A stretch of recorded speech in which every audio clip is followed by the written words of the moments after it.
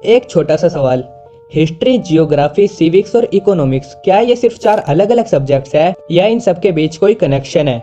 अगर कनेक्शन है तो फिर इन्हें अलग अलग क्यों पढ़ाया जाता है, और अगर कनेक्शन नहीं है तो इन सबको मिलाकर सोशल साइंस ही क्यों कहा जाता है? आज के इस चैप्टर 1 के बाद तुम्हारे ये सारे क्वेश्चंस हमेशा के लिए क्लियर हो जाएंगे। Hello everyone, welcome to Starlink study. आज से हम शुरू कर रहे हैं क्लास 9 सोशल साइंस की complete animated series with new syllabus. नया सिलेबस होने की वजह से इस चैप्टर को लेकर काफी कंफ्यूजन है। कहीं पर बहुत ज्यादा लंबे वीडियोस हैं तो कहीं पर कंसेप्ट को इतनी आसानी से एक्सप्लेन ही नहीं किया गया है। इसलिए इस सीरीज का सिर्फ एक ही गोल है, कम से कम टाइम में एनिमेशन, रियल लाइफ एग्जांपल्स और सिंपल लैंग्वेज की हेल्प से हर कॉन्सेप्ट को इतना इजी बना देना कि पढ़ाई बोरिंग नहीं बल्कि इंटरेस्टिंग लगने लगे। और सिर्फ इतना ही नहीं, इस सीरीज में हम क्लास 9 सोशल साइंस के हर चैप्टर को इसी तरह स्टेप बाय स्टेप और एनिमेशन के साथ कवर करेंगे। इसलिए अगर तुम भी क्लास 9th में हो तो चैनल को जरूर फॉलो कर लेना ताकि आने वाला कोई भी चैप्टर मिस ना हो। तो बिना किसी देरी के चलिए शुरू करते हैं चैप्टर 1, अंडरस्टैंडिंग सोशल साइंस। सबसे पहले हम बात करते हैं सोशल साइंस होती क्या है, यानी व्हाट इज सोशल साइंस।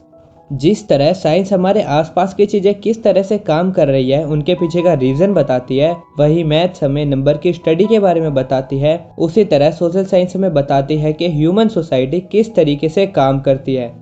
यानी अगर हम सोशल साइंस को पढ़ेंगे तब हम जानेंगे कि लोगों का दिमाग कैसे सोचता है, कम्युनिटी ग्रुप्स कैसे काम करते हैं, गवर्नमेंट ऑफिसेस कैसे चलते हैं, गवर्नमेंट कैसे काम करती है, रूल्स एंड रेगुलेशन कैसे इम्प्लीमेंट होते हैं, इकोनॉमी कैसे ग्रोथ एंड लॉस में काम करती है, एंड लास्ट हमारा इन्वायरमेंट कैसे काम करता है। ये सब आपको इस पूरी जर्नी में जानने को मिलेगा with the help of social science. अगर मैं यहाँ से कंक्लूड करूँ तो सोशल साइंस का बेसिक मीनिंग है स्टडी ऑफ ह्यूमन सोसाइटी। लेकिन अब बात आती है हमें सोशल साइंस को अलग से सब्जेक्ट बनाने की नीड क्यों पड़ी, यानी why do we need social science. तो देखो, तुम सुबह उठते हो, रेडी होते हो और स्कूल चले जाते हो, और रास्ते में तुम अपने आसपास काफ़ी सारी बड़ी बड़ी चीज़ों को देखते हो। अब यहाँ मेन बात यह है कि school, bank, road, hospitals, police station, government office and market, ये सब एक सिस्टम है जिनमें सभी अपने अपने यूनिक काम के लिए जाने जाते हैं। इसी सिस्टम को किसने बनाया और कैसे बनाया, यही जानने के लिए हमें सोशल साइंस की नीड है, क्योंकि सोशल साइंस ही है स्टडी ऑफ ह्यूमन सोसाइटी। यानी अगर हमें इनके काम और ये कैसे बने ये जानना होगा तो हमें सोशल साइंस को पढ़ना पड़ेगा। नेक्स्ट हम बात करेंगे स्कोप ऑफ सोशल साइंस, यानी सोशल साइंस का कहाँ कहाँ यूज है। जो हमने अभी पढ़ा हमारी ह्यूमन सोसाइटी से रिलेटेड हर एक चीज में ये प्रेजेंट है, जैसे पीपल एंड कम्युनिटीज के वर्क में, इकोनॉमी में, इन्वायरमेंट एंड रिसोर्स में एंड गवर्नमेंट के लॉज में। ये सब कैसे काम कर रही है यह सब हमें सोशल साइंस बताता है। लेकिन हम सिर्फ एक सिंगल सब्जेक्ट को पढ़कर हमारी पूरी ह्यूमन सोसाइटी के बारे में नहीं जान सकते हैं। जैसे अगर हम सिर्फ जियोग्राफी पढ़े या हिस्ट्री, पॉलिटिकल या फिर सिर्फ इकोनॉमी को पढ़ेंगे तो हम हमारी ह्यूमन सोसाइटी के बारे में नहीं जान सकते। इसीलिए social science combines all different subjects और डिसिप्लिन्स, यानी कि इसीलिए ही सोशल साइंस इन सभी सब्जेक्ट को साथ लेकर चलती है और हमारी ह्यूमन सोसाइटी को एक्सप्लेन करती है। As we know that social science has 4 major disciplines, जिन्हें हम geography, economics, history and civics के नाम से भी जानते हैं, और ये सब रियलिटी में एक दूसरे से जुड़े हुए हैं। वो मैं बताता हूँ कैसे। मान लो आप एक देश के राजा हो और आपके देश में अचानक से ड्रोट आ गया, यानी कि सूखा पड़ गया। अब बारिश ना होने के कारण आपके देश की फसलें भी सूख गई। अब अगर फसल ही नहीं होंगे तो लोगों के पास पैसे भी नहीं होंगे। अब यहाँ पर बारिश ना होना जियोग्राफी का पार्ट है और पैसे ना होना इकोनॉमी का पार्ट है। फिर आपने सोचा कि क्यों ना इतिहास को देखा जाए कि पहले के समय में लोग इस सिचुएशन में क्या करते थे, जो कि हिस्ट्री का पार्ट है। और लास्ट में आपने सभी चीजों को देखकर डिसीजन लिया कि अब आपको क्या करना है, जो कि पॉलिटिकल साइंस का पार्ट है। अब आपको समझ आ गया होगा कि किस तरह से ये सभी सब्जेक्ट्स आपस में लिंक है और इसी वजह से इन्हें पढ़ना इतना इंटरेस्टिंग हो जाता है। अब हम जानेंगे कि हमें इन सब्जेक्ट्स के अंदर क्या क्या पढ़ना है, जिसमें फर्स्ट है हमारा geography. So what is geography? Geography is the study of earth as the home of human beings. अगर मैं सिंपली बोलूँ तो जियोग्राफी हमें बताती है कि reverse, forest and natural resource कैसे बनते हैं, लैंड फॉर्म्स कितने टाइप की होती है, climate, weather and plate tectonics क्या होती है, एंड पीपल इन्वायरमेंट के साथ कैसे इंटरेक्ट करते हैं। ये सब बातें हमें जियोग्राफी बताती है और साथ ही इन क्वेश्चन के आंसर्स भी जियोग्राफी हमें बताती है। अब जियोग्राफी कैसे ह्यूमन के साथ कनेक्ट है, तो देखो ये चार्ट हमें बताता है कि फिजिकल इन्वायरमेंट के अकॉर्डिंग कैसे ह्यूमन लाइफ वर्क करती है। जैसे हैवी रेनफॉल वाले एरियाज में राइस फार्मिंग की जाती है, डेजर्ट यानी रेगिस्तान के इलाकों में वाटर कंजर्वेशन को फॉलो किया जाता है, कोस्टल एरियाज यानी समुद्र के पास के इलाकों में फिशिंग एंड सी ट्रेड को फॉलो किया जाता है, एंड माउंटेन्स वाले एरिया में टूरिज्म एंड टेरेस फार्मिंग को सपोर्ट किया जाता है। और इन्हीं चीज़ों से हमें पता चल जाता है कि किस तरह से ह्यूमन अर्थ से अटैच है और इसके हर एक इन्वायरमेंट से रिलेटेड वर्क करते हैं। अब हम जानेंगे हिस्ट्री के बारे में। History is the study of past to understand the present and shape the future. तो देखो हिस्ट्री में हम सबसे पहले लोग कैसे रहते थे, उनकी सोसाइटी कैसे थी, कल्चर कैसा था, बड़े बड़े साम्राज्यों के बनने और खत्म होने के पीछे का इतिहास जानेंगे, कैसे मौर्य एम्पायर, गुप्ता एम्पायर, दिल्ली सल्तनत और मुगल एम्पायर बने, कैसे ब्रिटिश एम्पायर इंडिया में स्टैब्लिश हुआ और कैसे इन सभी का खात्मा हुआ।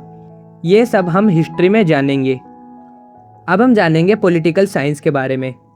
Political science study how a country is govern and how citizens participate in public life. यानी पॉलिटिकल साइंस हमें बताती है कि सोसाइटी को नियम और कानून की जरूरत क्यों पड़ती है, गवर्नमेंट कैसे काम करती है, डेमोक्रेसी क्या होती है, इलेक्शन कैसे किए जाते हैं, इसमें कितना खर्च आता है, सिटीजन्स के अधिकार और उनकी ड्यूटीज क्या है, एंड लोगों को सोसाइटी के लिए पार्टिसिपेशन किस प्रकार है। ये सब हमें पॉलिटिकल साइंस बताती है। तो अब तक हमने जान लिया है कि इतिहास हमें हमारे बीते हुए कल के बारे में बताता है, जियोग्राफी हमें धरती और इन्वायरमेंट के बारे में समझाती है, और पॉलिटिकल साइंस हमें बताती है कि एक देश कैसे चलता है। लेकिन एक और सवाल बचता है, आखिर किसी देश की इकोनॉमी कैसे चलती है, लोग पैसे कैसे कमाते हैं, गवर्नमेंट और सर्विसेज को प्रोडक्शन कैसे होता है, और रिसोर्सेज का सही इस्तेमाल कैसे किया जाता है। इन सभी सवालों का जवाब हमें इकोनॉमिक्स देती है। इसलिए अब हम जानेंगे इकोनॉमिक्स के बारे में। Economy help us understand how goods and services are produce, distributed and consumed and how people can earn a living.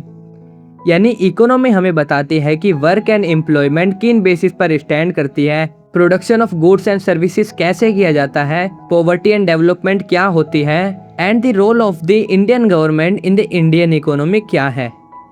अब जैसा कि हम जानते हैं इंसान के पास रिसोर्सेज लिमिटेड है, लेकिन इंसान की ज़रूरतें, आज उसे फ़ोन चाहिए, कल बेटर फ़ोन चाहिए, परसों लैपटॉप चाहिए, फिर स्कूटी चाहिए, फिर बाइक चाहिए। ओवरऑल इंसान की ज़रूरतें कभी ख़त्म ही नहीं होती है। यानी ह्यूमंस की नीड अनलिमिटेड है। और इन सभी दिक्कतों के बाद भी इंसान एंड सोसाइटीज़ कैसे रिसोर्सेज को मैनेज करती है, इन सभी चीज़ों के बारे में हम इकोनॉमिक्स में पढ़ेंगे। अब हम बात करेंगे रिलेवेंस ऑफ सोशल साइंस। तो बेसिकली इसमें सभी सब्जेक्ट्स को कंक्लूड करा गया है और बताया गया है कि जियोग्राफी अर्थ एंड इन्वायरमेंट को समझाती है, हिस्ट्री पास्ट से सीख देती है, पॉलिटिकल साइंस गवर्नमेंट, लॉज और सिटीजन्स के राइट्स को बताती है, एंड इकोनॉमी पैसा, जॉब्स एंड डेवलपमेंट समझाती है। और इन सभी को पढ़ने से हम सीखते हैं कि सबके साथ इक्वालिटी और इंक्लूसिविटी से रहना चाहिए, इन्वायरमेंट को बचाना और सस्टेनेबल डेवलपमेंट करना चाहिए, पैसा और रिसोर्सेज का सही यूज़ करना चाहिए, एंड लास्ट गवर्नमेंट कैसे काम करती है जानकर एक रिस्पॉन्सिबल सिटीजन बनना चाहिए। अब हमारा लास्ट सेकंड टॉपिक है guiding values in social science. यानी सोशल साइंस हमें सिर्फ नॉलेज नहीं देती बल्कि साथ में वैल्यू भी सिखाती है। जो वैल्यूज है diversity, inclusivity, sustainability and equity. First diversity, इसका मतलब होता है कि लोगों के बीच डिफरेंसेस को रिस्पेक्ट करना एंड इक्वल मानना। और डिफरेंसेस जैसे अलग लैंग्वेज या फिर कास्ट या रिलीजियस के बेस पर। इंडिया में बहुत ज़्यादा डाइवर्सिटी है बट ओवरऑल हम सब इंडियंस हैं, इसलिए हमें डिस्क्रिमिनेशन को फॉलो नहीं करना चाहिए। सेकंड इंक्लूसिविटी, इसका मतलब है हर इंसान को बराबर का मौका देना चाहिए। लाइक स्कूल्स में सभी स्टूडेंट्स को इक्वल चांस मिले, किसी के साथ रिलीजन, कास्ट या जेंडर की वजह से भेदभाव ना हो। थर्ड सस्टेनेबिलिटी, इसका मतलब है डेवलपमेंट करो बट इन्वायरमेंट को नुकसान पहुंचाए बिना। जैसे पेड़ लगाओ और कम काटो, पानी बचाओ, पोल्यूशन कम करो, एंड रिसोर्स का सही तरीके से यूज़ करो। यानी कि रिसोर्स का ऐसे यूज़ करो जिससे आप भी खुश रहे और फ्यूचर जनरेशन भी खुश रहे। एंड लास्ट पॉइंट है इक्विटी, इसका मतलब है कि हर इंसान को उसकी ज़रूरत के हिसाब से सपोर्ट करना जिससे सबको इक्वल अपॉर्चुनिटी मिले। जैसे गरीब स्टूडेंट को स्कॉलरशिप देना, बैकवर्ड एरियाज में अच्छे स्कूल्स एंड हॉस्पिटल्स बनवाना, यानी समाज में सबको एक जैसा नहीं बल्कि उनकी ज़रूरतों के हिसाब से सपोर्ट करना। अब यहाँ पर आपको कंफ्यूजन ना हो कि इक्वालिटी और इक्विटी में क्या डिफरेंस है, तो देखो, इक्वालिटी का मतलब है कि सबको सेम अपॉर्चुनिटी देना और इक्विटी का मतलब है कि लोगों को उनकी ज़रूरतों के हिसाब से सपोर्ट देना।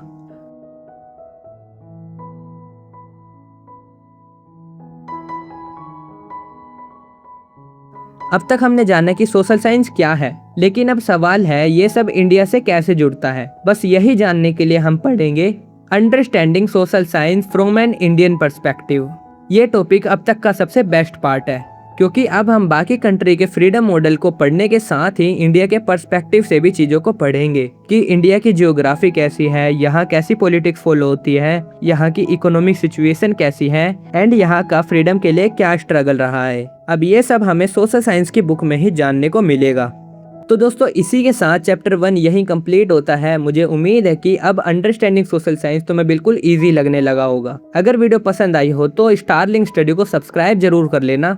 मिलते हैं नेक्स्ट चैप्टर में एक और एनिमेटेड और इजी एक्सप्लेनेशन के साथ। तब तक के लिए बाय।